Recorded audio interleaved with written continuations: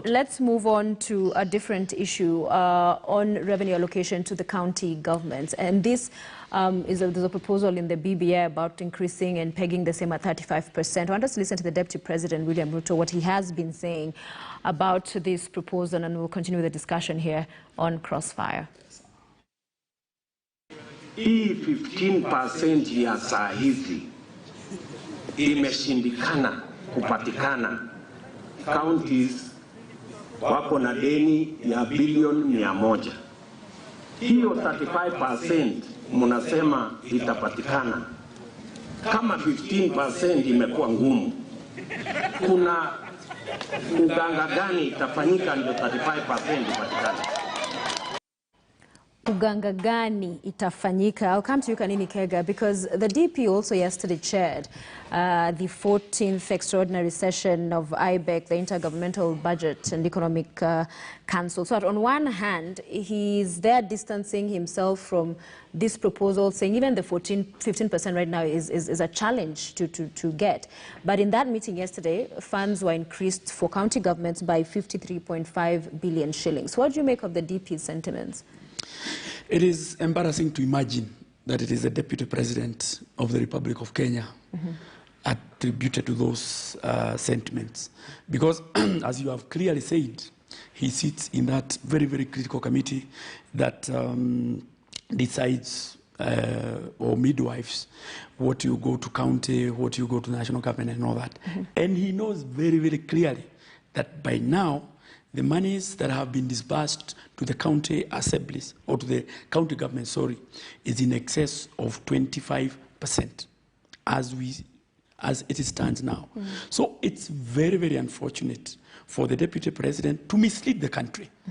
And secondly, yesterday, he chaired the same committee, which has now increased not just to the allocation to 370, but to 409 billion shillings. And he is the one who chaired.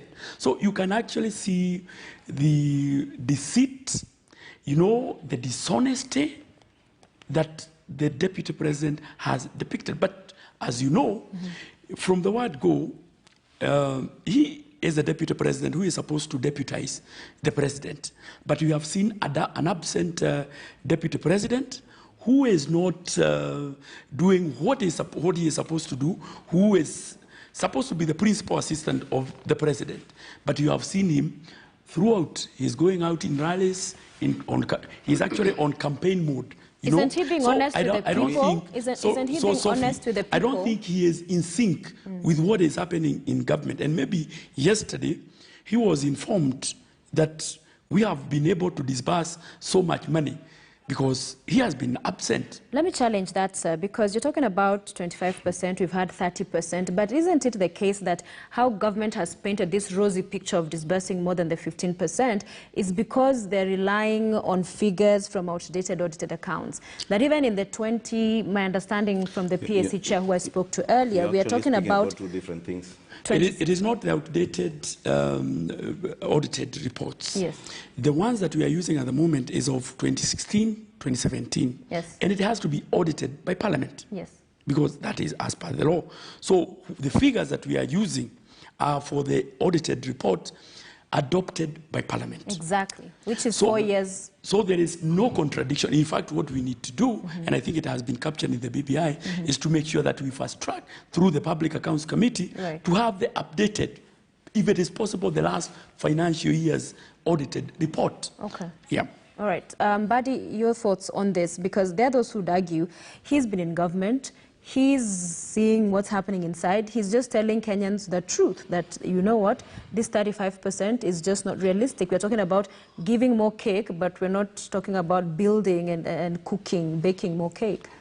Two things. First of all, let me make it very clear that I think this argument that we cannot, since we cannot disburse 15%, and therefore we should not increase the shareable revenue going to counties to 35%, to me, I find it simplistic. And it is an argument that I can never support. First, if we have administrative issues, with the disbursement of funds, that should not stop Kenyans from demanding that more resources should be devolved to the counties. Because one would just argue that then why can't we cut back the percentage even to 10%? And if you allow that argument to take root, then you'd kill devolution. My view is we need to find out why the resources that, if at all it is true that the national government is not disbursing resources to the counties that has been voted or budgeted, then we need to find out why. One, we are all alive to the fact that there has been challenges with this economy. And it is not just a Kenyan economy, it's a world economy in general. But two, also, is the issue of corruption. And that is why I support BBI so strongly. We are losing so much money in this country that should be devolved to counties. And this money that's why I support BBI, because BBI provides for speedy conclusion of corruption cases. Three is why are we not devolving resources for functions that have been devolved? For example, health. Why are we still retaining some of the health functions at the national level? So these are questions that the government needs to address. These are the questions that the Deputy President, who is still earning a salary as Deputy President of the Republic of Kenya, needs to help his boss, the President, in addressing, but not speaking to his boss and to the rest of the country in public rallies. You see, we pay William Samoei Ruto a salary. And I'm really shocked that he is, instead, we are a Christian nation. Instead of asking what miracle will generate more revenue, he's asking Uganga gani.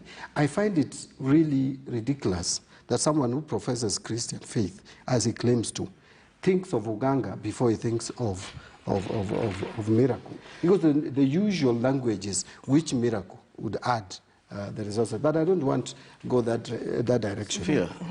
Sophia, maybe... Let him finish. Let him finish his point. Oh, he's not finished. Briefly. But I think he's itching to go. Maybe I let him go. Yeah. Because well, the question then becomes... What I was saying in short is that the Deputy President, instead of addressing national issues that he can address using his office, he sits in the cabinet. And if he wants to bake a bigger cake, the right forum to address that is the cabinet, is the government. He is part of the government. But he addresses the government in political rallies, in funerals. Yeah, because it becomes interesting for a viewer and an observer of the events that he's here chairing IBEC and talking about